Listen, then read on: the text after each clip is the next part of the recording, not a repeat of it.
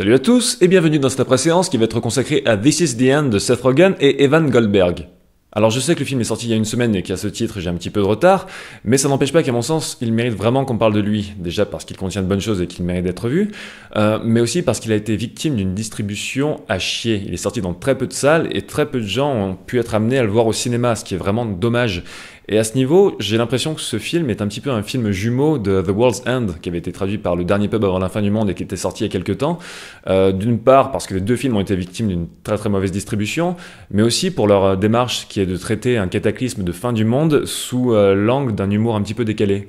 Alors Seth Rogen et Evan Goldberg, qui sont à la fois producteurs, scénaristes et réalisateurs du film, font partie de ce qu'on appelle la clique de Judd Apatow. Et Judd Apatow, à la base, c'est un humoriste américain, un comédien de stand-up, qui est amené à travailler à la télévision en tant que scénariste et producteur, et il est notamment à l'origine de la série culte Freaks and Geeks.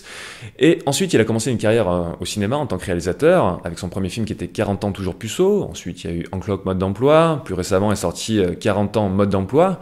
Ça montre d'ailleurs la créativité folle des distributeurs pour traduire les titres. Et surtout, à mon sens, il y a eu Funny People, qui a été injustement sous-estimé, mais qui est pour moi un film brillant dans sa manière de mixer la comédie et le drame au sein d'une même œuvre. Et Judd Apatow, à travers les films qu'il a réalisés, mais aussi et surtout à travers les films qu'il a produits, parce qu'il en a produit vraiment beaucoup, il a su s'entourer d'une famille d'acteurs et d'actrices qui reviennent souvent dans ses productions, mais aussi il a su instaurer une forme d'humour et un ton qui n'appartiennent qu'à lui, qui sont très facilement reconnaissables d'une production à une autre. Et si je devais décrire cet humour très rapidement, je dirais que ces films-là ne mettent pas en scène des personnages de films, mais mettent en scène des personnages qui ont vu des films. Et c'est là toute la nuance. Et cet humour banque énormément à la fois sur le réalisme et le décalage, parce que tous les personnages dans ces productions ne se comportent pas comme devraient se comporter des personnages de films, selon les conventions filmiques. Ils se comportent comme on se comporterait tous dans la vraie vie, de la manière la plus réaliste qui soit. Et dans un contexte de film où justement toutes ces conventions existent, le comportement de ces personnages est tout ce qui crée l'humour. Je pense par exemple à la convention de fin de discussion, de fin de scène, où par exemple deux personnages sont en train de parler, l'un d'eux lâche une punchline et part sans transition, et l'autre va le regarder partir en silence en réfléchissant à tous les enjeux de ce qui a été dit, et la scène se coupe. Sauf que dans un film qui se revendique de l'humour de Judd Apatow, ça se passe jamais comme ça. Le mec va lâcher la punchline et partir, sauf que l'autre va continuer à lui parler. Mais c'est complètement con ce que tu dis, la scène va pas se terminer. Il y a un jeu constant sur les codes cinématographiques qui est très très drôle. Et après ce petit détour explicatif nécessaire, j'en viens donc à notre sujet, puisque Seth Rogen et Evan Goldberg, qui sont à l'origine de This Is the End, font partie de la clique Judd Apatow et se revendiquent complètement de cette démarche et de ce type d'humour. Seth Rogen, on le connaît surtout en tant qu'acteur, mais il a aussi une activité de producteur et de scénariste. Et en tant que scénariste, il est tout le temps accompagné par son complice Evan Goldberg, avec qui il a coécrit plusieurs films. Il y a eu notamment Supergrave, il y a eu Délire Express, il y a eu Green Hornet, le frelon vert, et donc maintenant This Is the End. Ce film, je l'attendais beaucoup parce que j'étais très séduit par son concept de base, mais je vais revenir un petit peu après. Mais j'étais aussi un peu méfiant parce que, autant je suis fan de l'humour typé Judd Apatow et je le trouve vraiment très intéressant, autant ce type d'humour a eu beaucoup de succès et a été repris et repris et repris avec plus ou moins d'inspiration de film en film. Et l'effet de saturation peut guetter. Et d'autre part, j'étais un peu méfiant aussi parce que j'avais pas du tout accroché à Green Hornet, le frelon vert qui avait été écrit par Seth Rogen et Evan Goldberg. J'avais pas du tout aimé les parties pris d'écriture dessus. Notamment sur l'écriture du personnage principal qui est juste mais insupportable au dernier degré. Après je sais qu'il est censé être insupportable dans le film, mais pour moi ça passait vraiment en termes d'écriture un point de non-retour. Donc voilà, j'étais un peu dubitatif vis-à-vis de ça et j'attendais vraiment de savoir ce que Rogen et Goldberg allaient faire après ça. Et donc arrive This Is the End. Alors le pitch est simple, tous les acteurs et actrices du film jouent leur propre rôle, et c'est l'histoire de Seth Rogen qui, avec un pote à lui, va aller à une fête chez James Franco. C'est une énorme fête où sont invités plein de superstars, et notamment beaucoup des acteurs et actrices de la clique de Judd Apatow. Et pendant cette fête va se dérouler un cataclysme, et tout l'extérieur est dévasté. Il va être quelques-uns à pouvoir se réfugier dans la baraque de James Franco, et de vivre la catastrophe justement par le trou de la serrure. Et tout le film va s'attarder sur la vie qu'ils vont mener dans la baraque, justement, comment ils vont s'organiser et comment ils vont vivre tout le truc. Ce qui est génial dans ce film, c'est que c'est une mise en abîme complète. Et le point qui fonctionne le mieux, c'est que les acteurs et actrices, plus que jouer leur propre rôle, vont jouer une caricature d'eux-mêmes, basée sur toutes les rumeurs qui circulent sur eux dans la vraie vie. Par exemple, Jonah Hill, c'est un mec trop sympa pour être honnête. Jason Segel, c'est le Marshall de How I Met Your Mother, qui joue un mec complètement dépressif par rapport à l'image qui lui colle à la peau. Il en a marre de cette image de gros nounours. Seth Rogen joue un mec constamment en doute vis-à-vis de sa propre sexualité. Il y a Michael Cera qui fait une apparition, qui joue un mec complètement dégénéré, complètement paumé. Il y a James Franco qui joue un mec complètement narcissique et complètement ridicule à ce niveau-là. Un peu avant, je parlais de la méfiance que j'avais par rapport au potentiel manque de renouvellement dans l'humour, mais ce potentiel manque de renouvellement dans l'humour, il est complètement désamorcé par toute la mise en abîme du film, et c'est ça qui est vraiment super bien vu. Il y a même une scène où le pote de Seth Rogen le vanne sur sa carrière, il lui dit « T'en as pas marre de jouer toujours le même rôle ? T'es pas un acteur, tu joues toi-même, tu joues le Seth Rogen dans tous tes films, est-ce que tu veux pas te renouveler ?»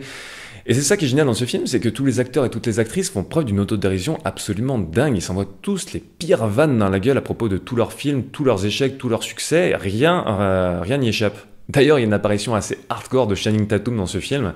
Je serais curieux de voir comment son agent a dû le mettre en garde contre cette apparition en lui disant « Mec, ne le fais pas, ta carrière est foutue après. » Mais il l'a fait.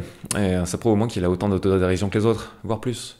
Une autre chose qui fonctionne à mon sens très bien dans ce film, c'est tout le postulat de fin du monde et tout ce qu'il permet en termes de scénario et d'humour. Un peu avant, je vous parlais de l'humour de Seth Rogen et Evan Goldberg, la manière dont il est hérité d'une certaine manière de Judd Apatow, et surtout la manière dont, avant tout, il est fondé sur le décalage des situations. Et ben, le postulat de fin du monde permet d'extrémiser ce décalage, parce que plus la situation à laquelle seront confrontés les personnages sera extraordinaire, plus l'ordinaire de leur réaction et le côté réaliste de leur réaction sera drôle et efficace. Et le film vraiment a tout compris à ce niveau. Et il montre, à mon sens, à quel point la mise en contexte est super importante au cinéma. Mettre en contexte correctement une situation permettra de la rendre la plus efficace possible. Et s'il y a bien un truc que j'ai apprécié dans ce postulat de fin du monde, c'est aussi qu'il reste fantastique jusqu'au bout, fantastique au sens surréel. J'ai toujours détesté les histoires qui partent sur un concept fantastique et qui en bout de course font un 180 degrés en rejetant complètement le concept fantastique de départ et qui partent sur un truc uniquement rationnel. Ça, c'est ce que j'appelle l'effet Scooby-Doo. Vous savez, ces vieux épisodes de Scooby-Doo où il y a un monstre, ils le démasquent à la fin, et le démasquent au sens littéral du terme, en enlevant le masque, ils disent « Ah, c'est le maire » ou « Ah, c'est le gardien de parc » et ainsi de suite. C'est insupportable, j'ai toujours détesté Scooby-Doo pour ça. Et j'ai préféré la seconde série de Scooby-Doo, je sais pas si c'est la seconde, mais une autre série de Scooby-Doo où il y avait justement Vincent Price qui faisait une apparition dedans, où il y avait de vrais fantômes. Cette série, je l'appréciais beaucoup plus. Donc voilà, j'ai beaucoup aimé le fait que This Is The End aille dans le trip fantastique jusqu'au bout. J'ai pas grand chose à reprocher à ce film en fait. Si je devais pinailler, je dirais qu'il y a certaines blagues dont on sent vraiment qu'elles sont avant tout des blagues de potes et qui sont des private jokes qui sont parfois un petit peu trop private et qui peuvent laisser le spectateur sur la touche.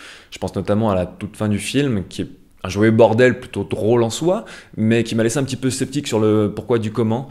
Mais globalement, je recommande chaudement en tout cas ce film, This Is The End, qui est une mise en abîme comme on en fait trop peu au cinéma aujourd'hui, je trouve, et surtout qui est un film extrêmement drôle. Donc n'hésitez pas à mettre le grappin dessus. Je n'ai plus le même t-shirt, ma barbe est plus courte, j'ai fait un saut dans mon propre futur pour faire ce qu'on appelle un jump cut.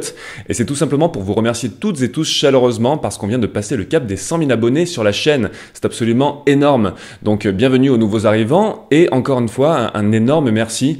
Merci pour témoigner l'intérêt que vous témoignez au projet, merci pour soutenir ce projet. Ça me touche et me ravit réellement que cette démarche trouve un tel écho en vous.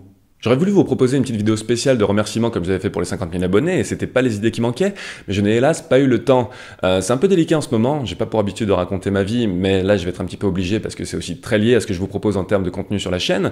Je suis dans une grosse période de changement avec beaucoup de choses à gérer, notamment beaucoup de réjouissances de type administratif, mais je vais pas aller dans le détail parce que c'est pas très intéressant. À ceci s'ajoute mon récent déménagement qui m'a rajouté beaucoup de choses à régler sur le dos. D'ailleurs j'ai toujours pas internet chez moi depuis 3 semaines. Merci fournisseur d'accès dont je tairai le nom. Mais voilà, depuis quelques temps, je suis un petit peu la tête sous l'eau, mais je suis en train de stabiliser tout ça et très rapidement, je vais revenir au rythme de production que je conçois pour la chaîne, c'est-à-dire à peu près 3 vidéos par mois, voire 4 selon l'inspiration. Ah et j'oubliais, je viens aussi de terminer l'écriture du prochain Fossoyeur, que je vais donc tourner et monter très bientôt. Je voudrais vous l'uploader pour la toute fin du mois, voire début novembre, on verra. Ça sera pas sur une thématique, mais ça sera sur un film spécifique cette fois-ci, et je laisse le suspense. Mais voilà, je suis un peu dans l'œil du cyclone en ce moment, mais ça n'empêche pas la suite d'arriver à grands pas et full power, donc restez aux aguets. Et quant à moi, je vous dis à très bientôt. Bye!